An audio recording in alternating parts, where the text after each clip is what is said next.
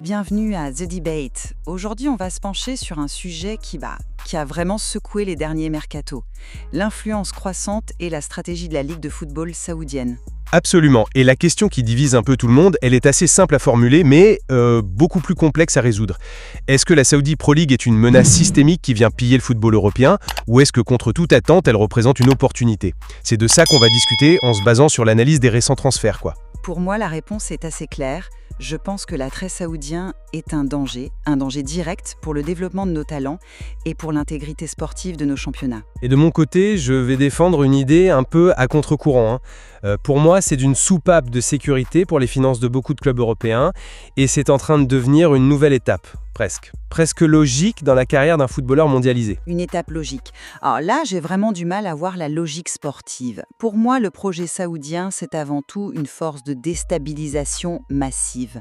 On assiste à un véritable exode de talents. Et le plus inquiétant, ce n'est plus seulement les joueurs en fin de carrière venus chercher un dernier gros chèque. Non. Le vrai changement, la vraie alerte, c'est le départ de joueurs très jeunes et extrêmement prometteurs. On parle de garçons comme Jorginho Rutter, un de grands espoirs de Leeds, de Kader Mekassin, ou l'exemple le plus frappant, Gabri Veiga, qui brillait au Celta Vigo. À 19-20 ans, il quitte l'Europe. Et soyons honnêtes 2 minutes, ce n'est pas pour le défi sportif, c'est pour des salaires qui sont complètement hors de toute rationalité de marché.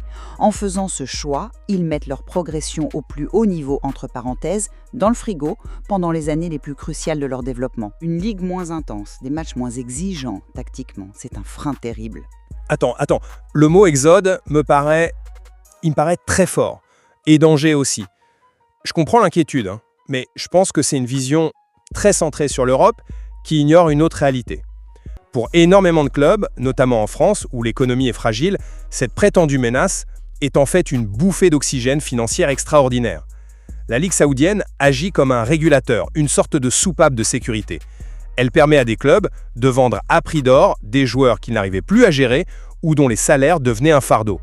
Regarde Neymar au PSG, ou même Darwin Núñez à Liverpool, qui n'a pas complètement confirmé les espoirs placés en lui. Ces joueurs qui commençaient à ressembler à des flops coûteux ont été transformés en opérations financières très rentables grâce à l'Arabie Saoudite. Les clubs européens ne se font pas piller, ils profitent d'un nouveau marché très généreux. Ils profitent à court terme peut-être, mais en acceptant cet argent, ils scient la branche sur laquelle ils sont assis. Tu parles des clubs, mais parlons des joueurs.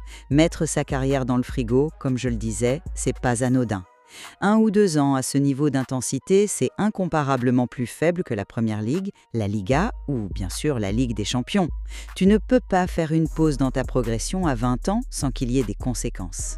Le risque est double. Non seulement tu reviens moins affûté techniquement et tactiquement, mais surtout tu reviens avec quelle motivation ? Quand un jeune comme Gabri Veiga empoche 12 millions d'euros net en 1 an, sa sécurité financière est assurée pour le reste de sa vie et celle de sa famille. Comment on peut croire que la dalle, cette fin de victoire qui définit les plus grands champions, va rester intacte ? C'est là que je suis pas d'accord. Je ne crois pas que le développement s'arrête. Il se transforme. Un joueur peut y acquérir des compétences complètement différentes. Prends l'exemple de Mohamed Simakan. Il l'a expliqué très clairement dans une interview.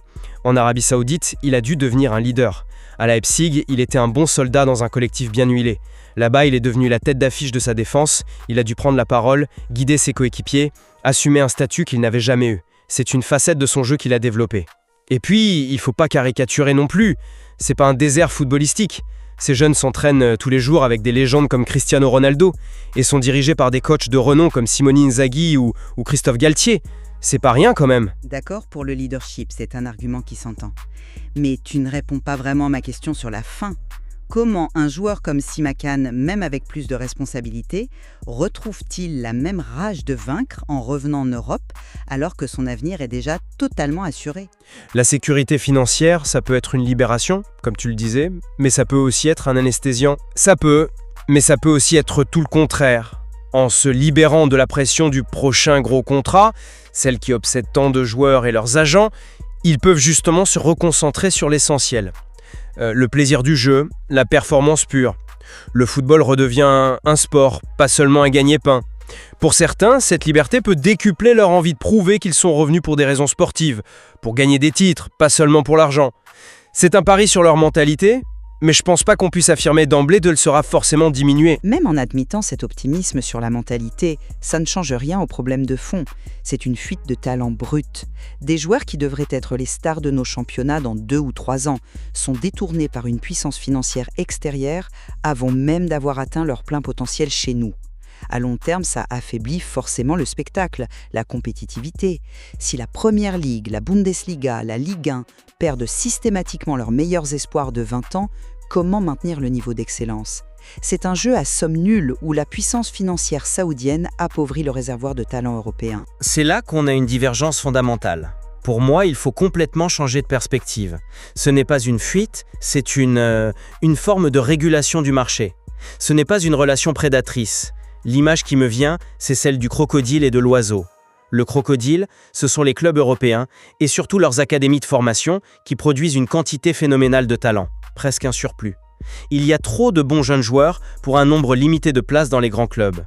L'oiseau, c'est la Ligue saoudienne qui vient nettoyer cet excédent. C'est une relation mutuellement bénéfique, presque symbiotique. Symbiotique. Vraiment ? Ou est-ce que l'oiseau ne choisit pas que les morceaux les plus savoureux, les plus prometteurs, laissant le crocodile affaibli sur le long terme ? L'analogie est jolie, mais je ne suis pas sûre qu'elle tienne. On ne parle pas de joueurs en surplus dont personne ne veut. On parle des Gabri Veiga, des pépites que tous les grands clubs européens suivaient. C'est le sommet de la pyramide qui est visé, pas la base. Pas seulement. Regardons qui part réellement. La Ligue saoudienne absorbe principalement 3 catégories de joueurs. Primo, les superstars en fin de carrière, type Ronaldo ou Benzema. Leur départ libère de la masse salariale et du temps de jeu pour les plus jeunes en Europe. Secondo, les joueurs dont les clubs européens veulent se débarrasser, les flops ou les gros salaires, ce qui assainissent leurs finances. Et tertio, oui, quelques jeunes promesses. Mais soyons honnêtes, la perte de ces quelques joueurs, est-ce que c'est si dramatique quand on voit le nombre record de joueurs mineurs qui jouent aujourd'hui en Ligue des Champions ?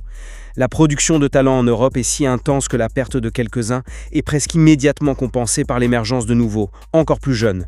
Le système n'est pas appauvri, il est fluidifié. Fluidifié. Je trouve que c'est un euphémisme un peu dangereux pour décrire une dynamique qui brise des trajectoires sportives.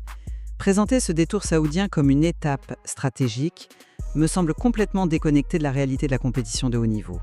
Un joueur de 19 ans n'a pas besoin de fluidifier sa carrière, il a besoin de se frotter au plus haut niveau européen, de jouer des matchs à haute intensité chaque semaine. Le temps perdu en Arabie Saoudite ne se rattrape jamais complètement. Ce n'est pas une question d'entraînement, c'est une question de rythme, de dureté dans les duels, d'exigence tactique. Rien ne garantit que les joueurs qui reviennent, comme Gabri Veiga qui a signé à Porto, retrouveront le niveau et le potentiel qu'ils avaient avant de partir. C'est un pari énorme. C'est un pari, oui, mais c'est en train de devenir un nouveau modèle de carrière. Et un modèle qui peut s'avérer très intelligent. On ne peut plus penser avec les schémas d'il y a 10 ans. Regarde le cas concret d'Ezequiel Fernandez, qui vient de signer au Bayer Leverkusen. Il a fait 1 an en Arabie Saoudite et il arrive en Bundesliga avec un salaire de 2,5 millions d'euros par an. S'il était venu directement de son club en Argentine, il n'aurait jamais obtenu un tel contrat. À Leverkusen, un joueur du même âge arrivant d'Amérique du Sud, c'est moins d'1 million par an.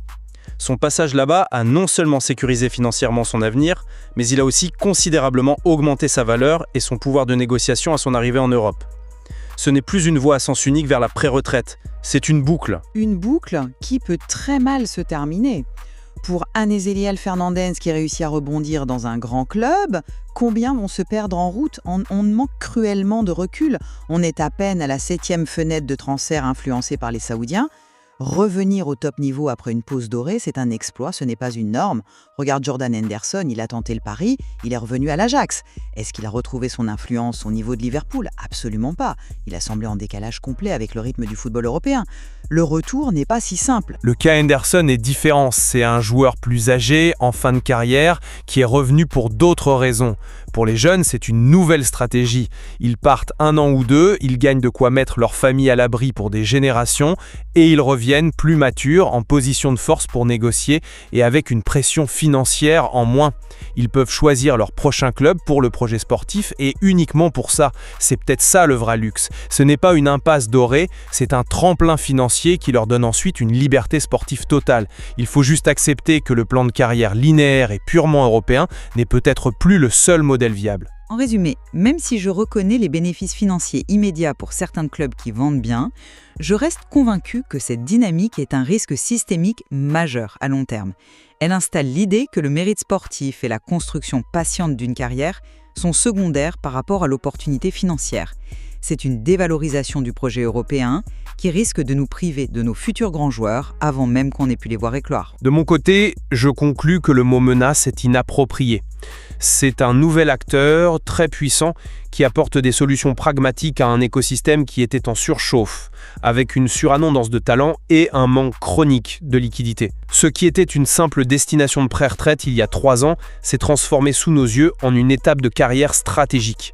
C'est une dynamique nouvelle et il est encore beaucoup trop tôt pour en juger tous les effets, mais elle me semble plus complexe et moins négative qu'on ne le dit. La situation est clairement complexe et elle évolue à une vitesse folle. Comme tu l'as dit, nous n'en sommes qu'au début de ce phénomène. L'avenir nous dira si cette nouvelle force s'intègre comme un partenaire peut-être un peu turbulent ou si elle agit comme un concurrent déstabilisateur pour le football européen. Exactement. Et la plus grande inconnue, la question qui sera la plus fascinante à observer dans les années à venir, c'est celle que tu as soulevée. Quel niveau, quelle culture tactique et surtout quelle fin de victoire auront ces joueurs qui choisissent de faire cette boucle saoudienne avant de revenir se mesurer à l'élite européenne? C'est sur ce point précis que se jouera une grande partie de l'avenir de cette relation.